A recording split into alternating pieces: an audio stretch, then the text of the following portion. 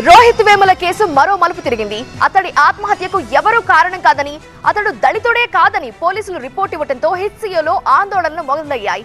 అటు రోహిత్ వేముల తల్లి కూడా ఈ కేసుపై అనుమానాలు వ్యక్తం చేయడంతో ఈ కేసును రీఓపెన్ చేయాలని తెలంగాణ డీజీపీ నిర్ణయించారు. దీంతో ఈ అంశం మరోసారి దుమారం రేపుతోంది.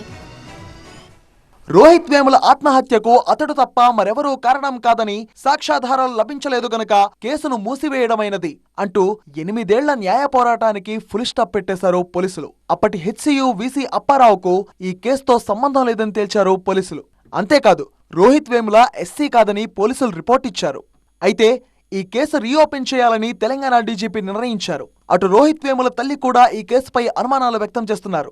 రోహిత్ ఆత్మహత్యకు ఎవరూ కారణం కాదని కోర్టు తేల్చడంతో హెచ్సియులో విద్యార్థులు కూడా ఆందోళనకు దిగుతున్నారు. దీంతో ఎలాంటి అవాంఛనీయ ఘటనలు జరగకుండా హైదరాబాద్ సెంట్రల్ యూనివర్సిటీ దగ్గర భారీగా పోలీసులను మోహరించారు.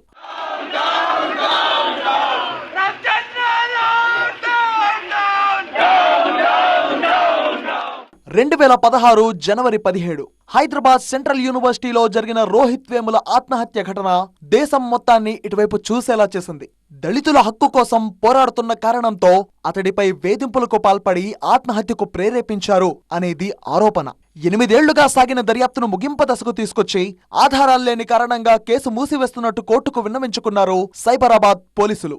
పీహెచ్డీ స్కాలర్ గా తనకు రావాల్సిన 25,000 స్టైఫండ్ ఆగిపోవడంతో మొదలైంది రోహిత్ వేముల వివాదం.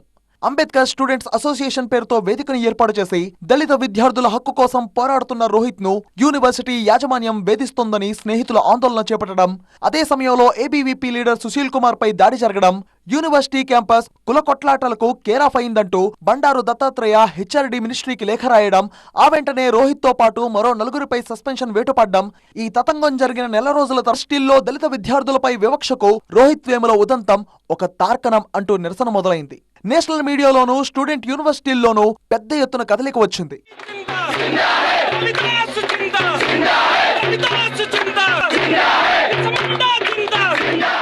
హైదరాబాద్ కి వచ్చి మరీ రోహిత్ వేముల కుటుంబాన్ని పరామర్శించిన రాహుల్ గాంధీ దీన్ని జాతీయ రాజకీయ అంశంగా మార్చేశారు. దళితుల ఓటు బ్యాంకును దృష్టిలో ఉంచుకుని స్మృతి ఇరానీ మంత్రిత్వ శాఖను కూడా మార్చేసింది మోదీ సర్కార్. ఆత్మహత్యకు ప్రేరేపించారన్న ఫిర్యాదుతో బీజేపీ నేతలపై అప్పటి హెచ్సియు వైస్ ఛాన్సలర్ అప్పారావుపై కేసు నమోదు చేసి విచారణను ప్రారంభించారు పోలీసులు. కానీ గత ప్రభుత్వం కూడా వీళ్లకు ఈ కేసుతో సంబంధం లేదని తేల్చేసింది. 95 మంది సాక్షుల్ని విచారించి ఫోరెన్సిక్ రిపోర్ట్ ని పరిశీలించి రోహిత్ వేముల ఆత్మహత్యకు ఎవరూ కారణం కాదని నిర్ధారణకు వచ్చి 2 నెలల కిందటే క్లోజర్ రిపోర్ట్ కూడా రెడీ చేశారు పోలీసులు. మే 3వ తేదీన తెలంగాణ హైకోర్టుకు సమర్పించారు. సో కథ పరిసమాప్తం. రోహిత్ వేముల ఎస్సీ కేటగిరీకి చెందినవాడు కాదని, తన కులానికి సంబంధించిన విషయంలోనే రోహిత్ మనస్తాపం చెందాడని, అందువల్లే ఆత్మహత్యకు పాల్పడ్డాడని పోలీసులు తేల్చారు. యూనివర్సిటీ నిబంధనల ప్రకారమే అప్పటి వీసీ రోహిత్ పై చర్యలు తీసుకున్నారని, వేధింపులనేవి శుద్ధ అబద్ధమని రిపోర్టులో రాసిచ్చారు. కేసులో నిందితులైన మాజీ MP Bandaru Dattatreya, MLC Ramachandra Rao, VC Apparao, కేంద్ర మంత్రి స్మృతి ఇరానీతో పాటు అనేక మంది ఏబీవీపీ నేతలకు సైతం ఇదొక పెద్ద రిలీఫ్. కేసు మూసివేతను నిరసిస్తూ హెచ్సియులో ఆందోళనకు దిగారు విద్యార్థులు. దీంతో క్యాంపస్ లో మళ్లీ టెన్షన్ వాతావరణం ఏర్పడింది. పోలీసుల వాదన పూర్తి అసంబద్ధం అంటోంది రోహిత్ కుటుంబం. 15 మంది సాక్షులు వాంగ్మూలం ఇచ్చినా పట్టించుకోలేదని ఆరోపిస్తూ ఇవాళ ముఖ్యమంత్రి రేవంత్ ని కలవనున్నారు రోహిత్ సోదరుడు. మరోవైపు ఈ కేసును రీఓపెన్ చేయాలని తెలంగాణ డీజీపీ కూడా నిర్ణయించారు. ఈ కేసు పునర్విచారణ అనుమతి కోరుతూ కోర్టులో పిటిషన్ వేయనుంది తెలంగాణ పోలీస్ శాఖ.